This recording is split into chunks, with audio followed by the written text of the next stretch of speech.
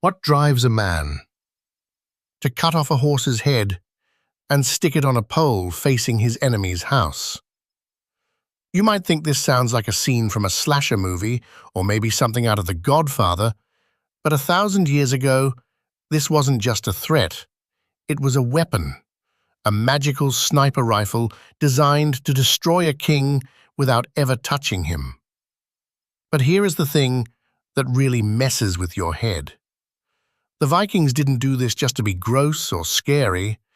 They believed this specific ritual, the Nithing Pole, could literally break the minds of the spirits living in the ground. So, how does a rotting animal head topple a kingdom? To understand that, we have to look at the angriest Viking who ever lived. His name was Egil Skallagrimsson. Imagine a guy who is half warrior poet, half serial killer, and entirely impossible to deal with. Egil had a massive beef with the king of Norway, Eric Bloodaxe, and his queen, Gunhild. And when I say beef, I mean they wanted each other dead. The king had declared Egil an outlaw, seized his property, and basically tried to ruin his life. Now, most people in that situation would either run away or try to fight the king with a sword. Egil? He decided to go nuclear. He went to an island at the edge of the king's territory. He found a hazel pole. Hazel is important here. It's the wood of magic and law. He carried a horse's head up a rocky hill. He jammed the pole into a crack in the rock, mounted the severed head on top, and turned it so the dead eyes were staring directly toward the mainland, directly toward the king's home. But he didn't stop there. This is where it gets technical. He carved runes into the wood. And he didn't just write, "I hate Eric." He wrote a curse so specific, so hateful, that people were terrified to even read it. He declared, "I set up this Nithing Pole, and I turn this curse against King Eric and Queen Gunhild." Now you might be thinking, okay, it's a stick with a head. Gross, but so what? This is the part that usually gets left out of the history books. The curse wasn't actually aiming at the king's body. It was aiming at his rent-free tenants. See, the Vikings believed the land itself was alive. Every hill, every stream, every rock had a guardian spirit, the Landvaettir. These spirits were invisible, but they were the ones who made the crops grow, kept the weather stable, and protected the people living there. The Nithing Pole was designed to be an antenna of horror. The belief was that the open mouth of the horse, frozen in a silent scream, combined with the runic magic, would terrify these land spirits. Imagine being a spirit guardian. You see this abomination staring at you, radiating hate. You can't rest. You can't sleep. The magical pressure is unbearable.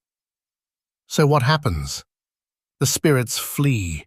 They abandon the land. And in the Viking worldview, when the spirits leave, the luck leaves. The protection vanishes. The king isn't just a man anymore. He's a man standing on dead, empty earth. His cattle get sick. His armies lose morale.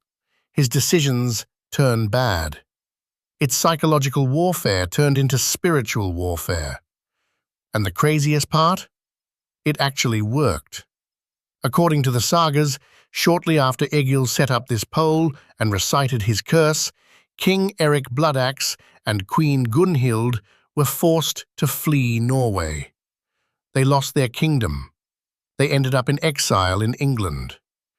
Egil literally cursed a king off his throne with a stick and a horse head. But here is a warning for anyone thinking this sounds like a cool DIY project. In Viking law, raising a Nithing Pole was considered a capital offense if you did it without a just cause. It was legally the same as murder. If you carved a Nithing Pole against someone innocent, you could be killed on sight. That's how real they thought this magic was. It wasn't a prank, it was an act of war. You'd think this tradition would have died out when the Vikings converted to Christianity, right? Well, you'd be wrong. Icelanders are stubborn. There are records of Nithing Poles being used way later. In the modern era, people have used them to protest corrupt politicians or annoying neighbors. Usually, they don't use a real horse head anymore. Getting a severed horse head is surprisingly difficult these days. So they use a cow's head, or sometimes a dried cod's head. In 2006, a farmer in Iceland put up a Nithing Pole with a calf's head to curse a neighbor who had run over his puppy. He pointed it right at the guy's window. Ha ha ha! The police actually had to get involved. Not because of the magic, but because having a rotting head on a stick is a health code violation. But the intent is exactly the same.